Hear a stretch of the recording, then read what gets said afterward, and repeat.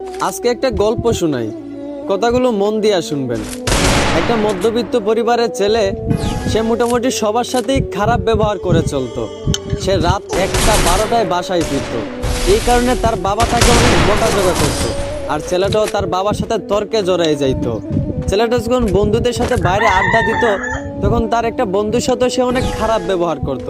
ওই বন্ধুটাকে সে পাত্তাই দিত না। এইভাবে সবার সাথেই সে খারাপ ব্যবহার করে চলতো। একদিন সে ডাক্তারের কাছে যাওয়ার পর তার ক্যান্সার রোগ ধরা পড়ে।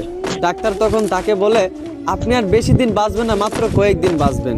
এই কথাগুলো শুনে ছেলেটা অনেক কষ্ট পাইল। প্রতিদিনের মতোই সে রাত 12টার সময় বাসায় ফিরল। এইটা দেখা তার বাবা প্রতিদিনের মতোই তাকে বকাঝকা করতে লাগলো। কিন্তু অবাক করা বিষয়, প্রতিদিনের মতোই ছেলে তার বাবার সাথে তর্কে না জড়াইয়া তার বাবার গালিগুলা মন ভরে শুনতে লাগলো। আর মনে মনে ভাবতে লাগলো, হয়তো এই বাবার গালিগুলো আর কয়েকদিন পর শুনতে পাবো না। ওইদিকে তার মা ডাকতেছে, নে বাবা ভাতটা খেয়ে নে। অন্যদিন হলে সে তার মায়ের হাতে ভাতটা এত সহজে খাইতো না। কিন্তু আজ অবাক করা বিষয়, তার মায়ের হাত থেকে প্লেটটা এনে প্রাণ ভরে ভাতটা খেয়ে নিল। আর মনে মনে ভাবলো, এই বুঝি মায়ের হাতে শেষ খাওয়া। এইগুলা দেখে তার মা বাবা অনেক অবাক হয়ে গেল। এভাবে তার মা বাবার সাথে অনেক ভালো ব্যবহার করলো। তারপরের দিন সে তার বন্ধুদের সাথে আড্ডা দিতে গেল। যেই বন্ধুটার সাথে সে সবসময় খারাপ ব্যবহার করতো, ওই বন্ধুরা তাকে আজকে একটা গালি দিছিল। কিন্তু অবাক করা বিষয়, অন্যদিন সে একটা গালি দিলে ওই বন্ধুটাকে আরো 10টা গালি দিত। কিন্তু আজ অবাক করা বিষয়, ওই বন্ধুটা গালি দেওয়ার পর সে বন্ধুটাকে জড়িয়ে ধরে কাঁদতে লাগলো আর বলল, ভালো থাকিস রে দোস্ত। এইগুলা থেকে তার সকল বন্ধুরাও অবাক হয়ে গেল। যেই বন্ধুটা কখনো খারাপ ব্যবহার না করে থাকতে পারতো না, সেই বন্ধুটা সবার সাথে হাসি মুখে ভালো ব্যবহার করতেছে। সবাই অনেকটা অবাক হয়ে গেল। ছেলেটা আগের চেয়ে অনেক পরিবর্তন হয়েছে, আগের চেয়ে অনেক ভালো হয়ে গেছে, এখন সবার সাথেই ভালো ব্যবহার করে। এইভাবে মাসখানেক যাওয়ার পর ছেলেটা আবার ডাক্তারের কাছে যায়। ডাক্তারের কাছে যাওয়ার পর ডাক্তারকে জিজ্ঞেস করে, আপনি বলছিলেন আমি হয়তো কয়েকদিন বাঁচবো, কিন্তু প্রায় 1 মাস কেটে গেল। আপনি কি কোনো গ্যারান্টি দিতে পারবেন যে আমি আর কতদিন বাঁচবো?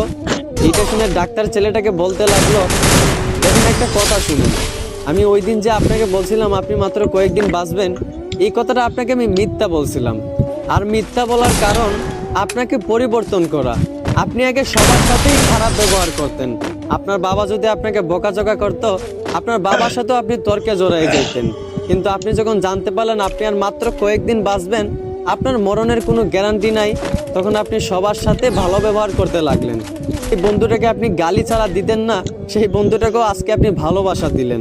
আসলে এইখান থেকে আমরা একটাই শিক্ষা পাই, যে প্রত্যেকটা মানুষ যদি তার মরণের কথা স্মরণ করতো, যে হয়তো বা আজও তো মারা যেতে পারি, কালও তো মারা যেতে পারি, এখনও তো মারা যেতে পারি, এইভাবে যদি প্রত্যেকটা মানুষ তার মরণের কথা স্মরণ করত, তাহলে দেখতেন কোনো মানুষই দুনিয়াতে খারাপ ব্যবহার করতো না, কেউই কারোর প্রতি কোনো অভিযোগ রাখতো না, কেউই কাউকে মাফ না করে থাকতে পারতো না।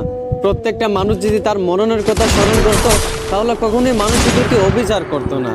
এই জন্যই সবাইকে বলি, সবার আগে নিজের মরণের কথা স্মরণ করেন, তাহলে দেখবেন জীবন পরিবর্তন হয়ে যাবে। আশা করি আমার কথাগুলো বুঝতে পারছেন। ধন্যবাদ।